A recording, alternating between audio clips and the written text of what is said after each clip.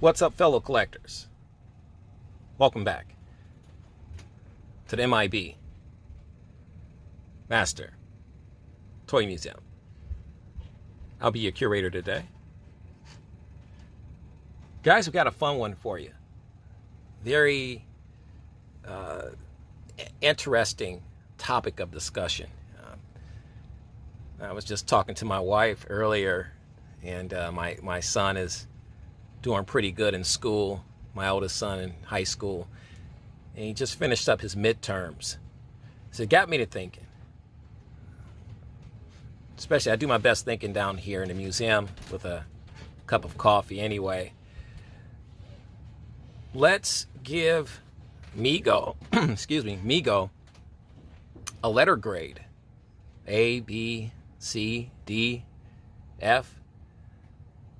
For the type of work and production covering everything from outfits, head sculpts, marketing, supply and demand, you name it. Anything that we could add or subtract and compile into a letter grade for Mego. And I have my own grade that I have given Mego, and I've given this some thought. Well, we've had over a year, a little more than a year now, to really evaluate how Mego has impacted the collector community, the toy community, you name it, with their toys, their ideas, and how it's affected collectors one way or the other, good, bad, indifferent. But I feel it's time to give Mego a grade, as I do for the most part any toy company. Hasbro, you name it. Kenner, I guess when they were around, right?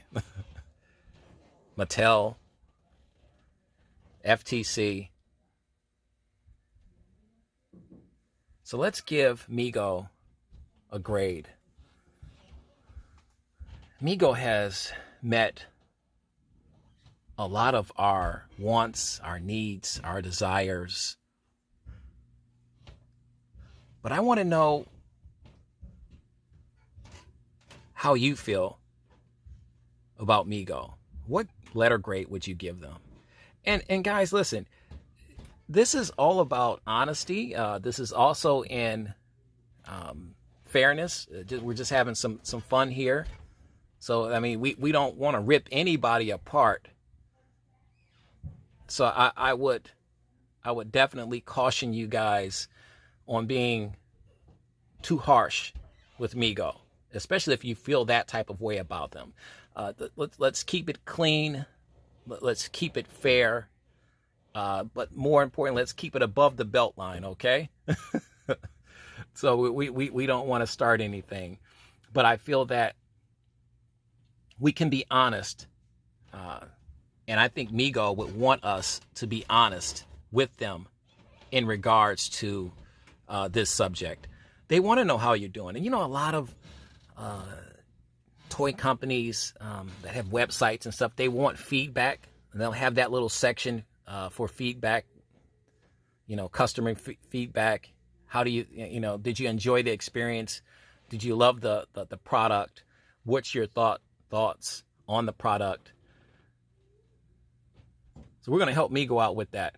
Look at us as the customer service part of Mego in this video by grading Mego.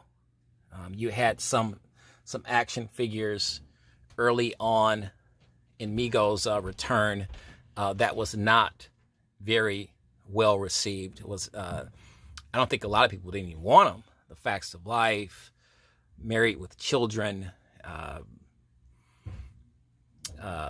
give me somebody else, Charlie's Angels, you name it. A lot of collectors simply didn't want that product. That product didn't move. That product didn't sell. There was a lot of explanations and a lot of excuses, if you will, from both sides, and why these products were made in the first place, why they didn't sell. But needless to say, Mego returned in 2018 to much fanfare. That was met abruptly with a lot of upset customers and consumers and fans of Mego because of the way Target handled the situation. So we're grading Mego on everything. So I want you to take all of that into light and consideration when you're doing that. A lot of people felt that we're looking at Action Jackson. People were excited about this Action Jackson figure returning to the forefront of Mego. We never received another Action Jackson figure, whether it was in a variant form, whether it was in a playset form, period. And, there's a lot of whys and hows and could have beens. There's a lot of rationale for why we didn't receive more Action Jacksons, which so happens to be one of my favorite figures. David Lee, I believe, owns the right to Action Jackson. So I don't know all the ins and outs about that. Hopefully, maybe David Lee could come onto the video in a comment section and kind of explain that for us a little bit. But there's some good things coming away from David Lee and Castaway Toys as well. The Star Trek figures dominate this staging area for one reason and one reason only. It's for the most obvious reason.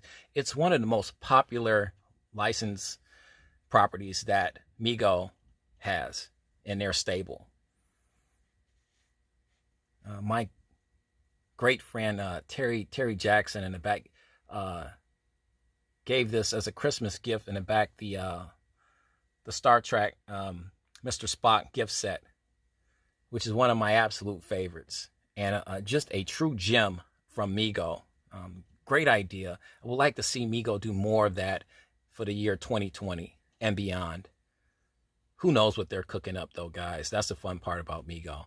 But the Star Trek line was one of Mego's biggest sellers, one of its most popular properties that they owned.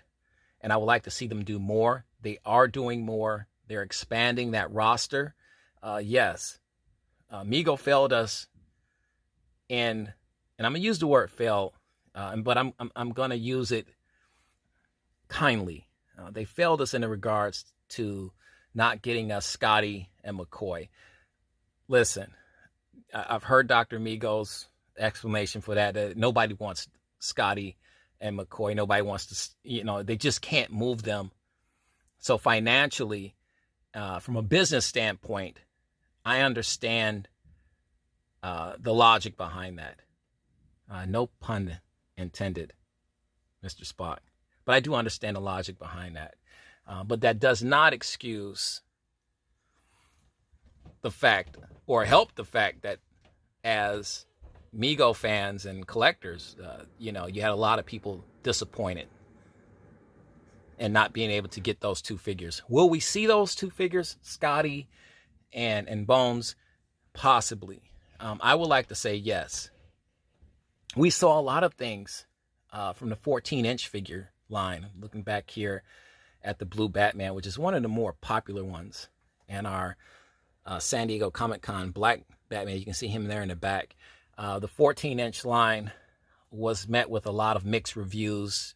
It's a different scale size at 14 inches.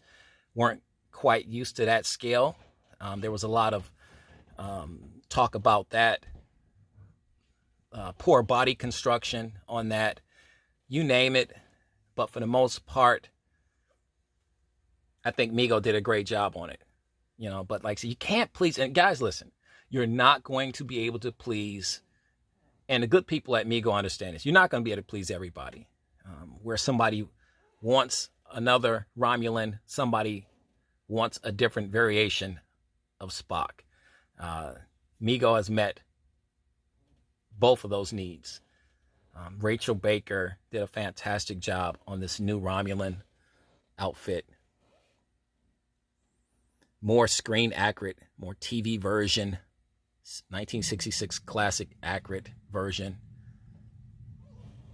Spock is going to be famous and popular regardless. And then we moved on to the Wrath of Khan, and we got more figures like that. Some people like the figure, some people didn't like the figure. Not going to be able to please everybody. That's why we want to give Mego a grade. Is there room for improvement? Yes. But has Mego coming back in such a short period of time met the needs, wants, and desires of collectors all around the world? That has to be taken into consideration, guys. You have to, when you give these grades, okay, it's grading time. When you give these grades to Mego, A, B, C, D, or F, you can use incomplete if you want. I just want you to be fair. I want you to be logical. Sorry, Spock.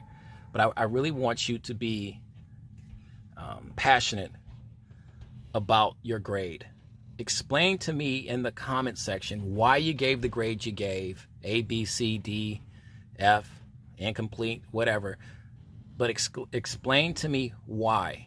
Mego needs to understand why they received the grade they received from, whether it's a C or D or F, an A. Explain to them, explain to me why you gave them the grade that you did. It's grading time. Mego, it's time for your report card, okay?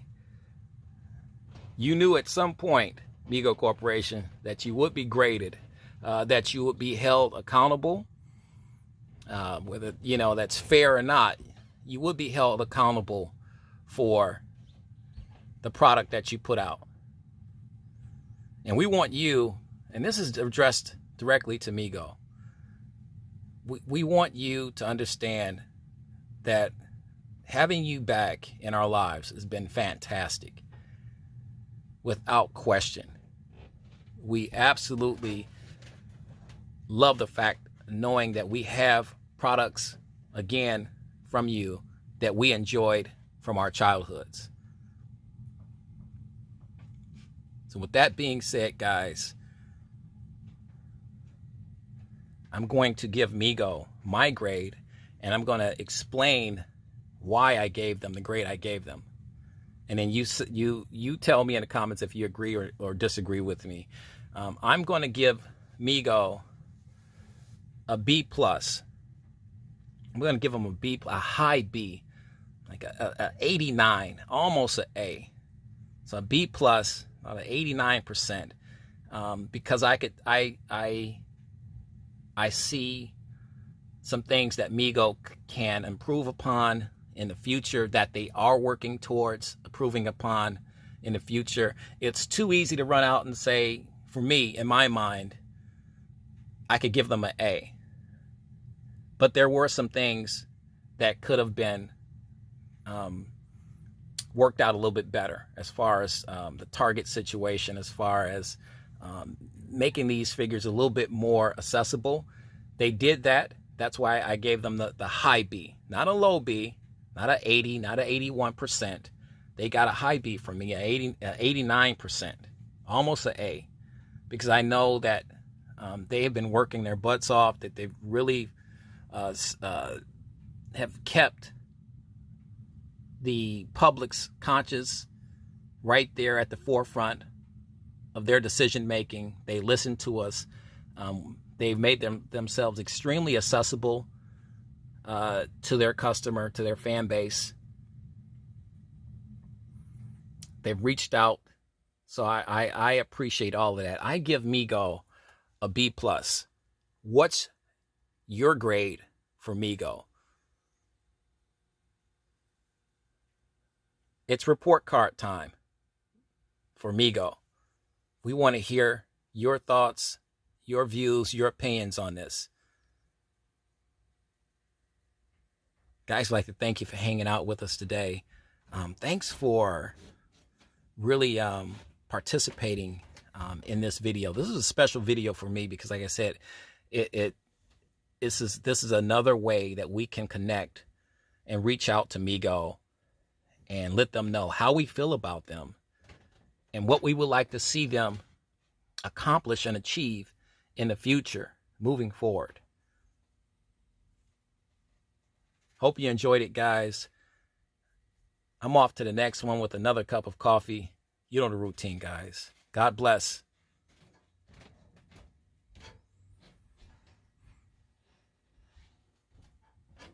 And keep collecting.